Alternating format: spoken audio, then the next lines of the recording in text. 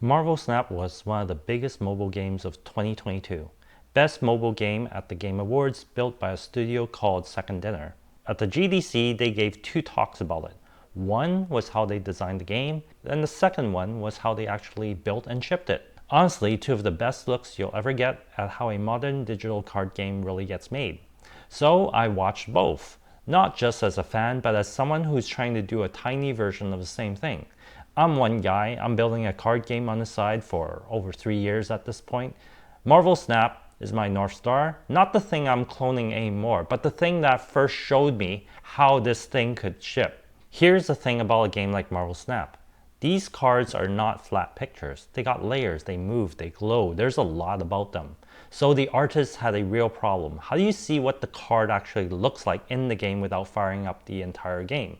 So Second Dinner's answer was to make a custom tool built in Unity. An artist could drop the art, stack up the layers, wire up the animation, and preview the finished card live right there. No need to wait for a full build. They could see their work. And that's a big part of how a 50-person studio ships so much polished art so quickly. I stole the idea, different shape, same spirit. When I started, every card meant copy-pasting a prompt into Midjourney by hand, cropping it, re-encoding it. A dozen tiny manual steps for every single card. So I built a CLI for it. One command, it grabs the prompt, generates the art, crop it to a right shape, recompresses it to a smaller size. In fact, I got a clip where you can watch me go from card idea to finished card in the game, basically in no time. When you're one person working, every little bit of efficiency goes a long way. For the last few years, I've been building the game, tearing it down, building it again. But with every rebuild, I learned something. You can't improve an idea while it's in your head. You gotta get it into some form where you can actually react to it, play it a little bit. Even if it's broken, half playable, you'll make it better, and then make it better again.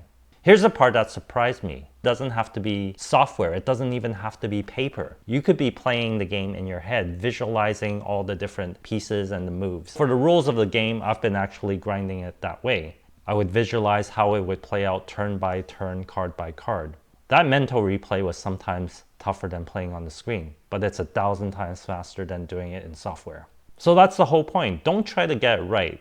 Just try to get it better over and over. In the Marvel Snap GDC video, they had it in big bold words. Getting smarter was better than getting it right. Honestly, point number 3 is one that I haven't been doing, but I know I need to do, is to get the game in front of real players. This is a part of why I made this YouTube channel in the first place. It's because I think I have something here and I need strangers to let me know if it's cool or not cool. If there's one thing for me to do next is to actually go and find some real players.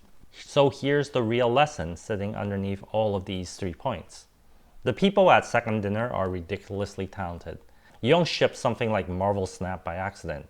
In watching how they did it, the thing that surprised me was it's not entirely surmountable. It's not some sealed door that nobody's allowed to get through. But I'm not going to pretend that it's easy. It's absolutely not. Getting to where I am is one of the coolest things I've ever done, but we're not there yet. I think it's been about 3 years at this point, but I think we're finally hitting our stride. Subscribe and stick around. I'll see you in the next one.